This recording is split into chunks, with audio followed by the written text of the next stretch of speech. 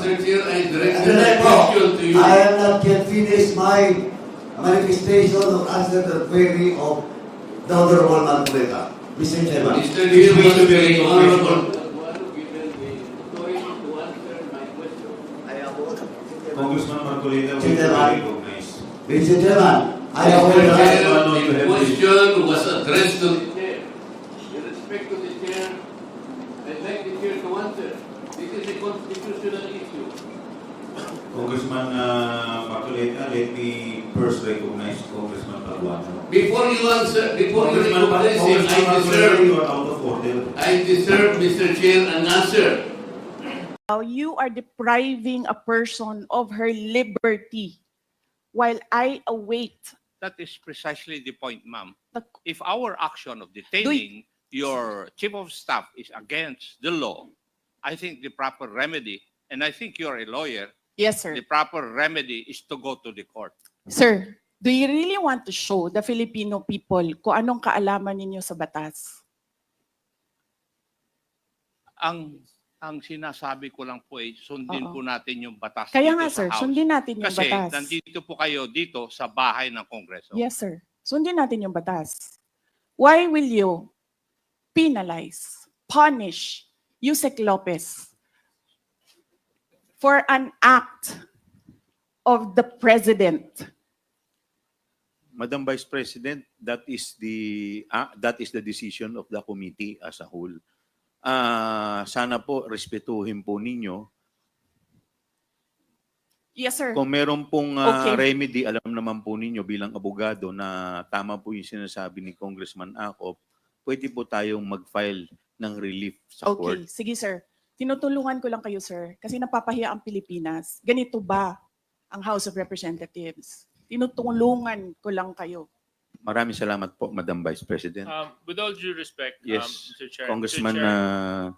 Chair, I move that we Deputy strike Speaker out. Yeah, I move that we Suarez. strike out that last comment said about the House of Representatives. I don't think that is warranted. Neither is it fair to make statements such as that. So move, Mr. Chair.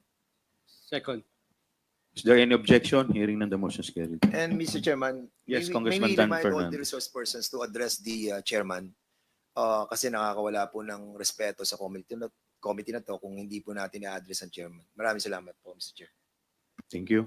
So I am asking, Mr. Chair, how was the totality of evidence assessed, if ever it was assessed? Ano po yung pinagpatayan? I think we deserve to know how the assessment was made. This concerns the liberty of an individual.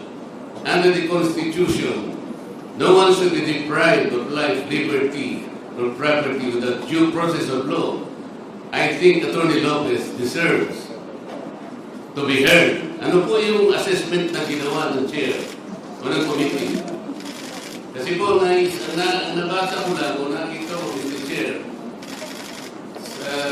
Attorney Lopez wrote the COA explaining the position of the OVP that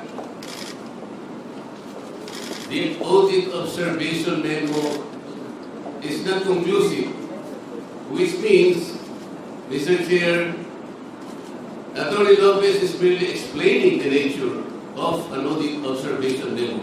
If I were the lawyer of the OVP, I would have done the same, because I think the very nature of the AOM, it is not final and executory. Why would the COA abdicate its mandate of auditing the transaction or the funds utilization of the OVP? Why would the committee, Mr. Chair, arrogate upon itself the very mandate and responsibility of the Commission on Audit? Article 9D, Section 2, Paragraph 1 of the 1987 Constitution, Mr. Chair. I will read. The Commission on Audit shall have the power, authority, and the duty to examine, audit, and settle all accounts pertaining to the revenue and receipts of expenditures or uses of funds and property. Mr. Chair, this constitutional provision jives with Section 25, Paragraph 2 of Presidential Decree 1445 or the State Audit Code of the Philippines, which says to develop and implement a comprehensive audit program that shall encompass an examination of financial transactions, accounts, and reports, including evaluation of compliance with applicable laws and regulations. Meaning to say, Mr. Chair, the mandate and authority to audit accounts on the expenses or expenditures of government is only the COA. I believe it is my respectful submission, Mr. Chair, that this committee usurped that particular mandate and that will now put the Commission on Audit positions in a compromise, Mr. Chair. How will you now assess the authority, the integrity, and the mandate? It is an independent constitutional body which mandate rests upon them. And I think the audit observation memo, Mr. Chair, is still under process by the committee, by the Commission on Audit. Why would we take that responsibility from the Commission on Audit? Why don't we allow the process to proceed and complete an investigation? I am raising a constitutional issue before this committee, Mr. Chair. We cannot arrogate upon ourselves the principal mandate reposed to the COA. It is the Constitution itself which gave them the responsibility, the authority, and mandate.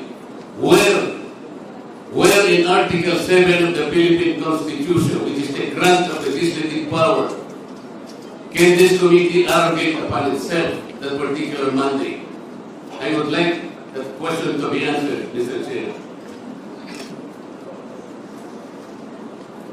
Thank you, Congressman Marcoleta. The chair would like to recognize the Honorable Congressman Paduan. Thank you, Mr. Chairman. Mr. Chairman, just to clear it out with regards to the jurisprudence that's cited by the Honorable Marcoleta with regards to Taong versus Galit. That is true. No, that the resolution of the Supreme Court favors Ali for long, but that is a question of due process because Lincoln was that time was cited in contempt.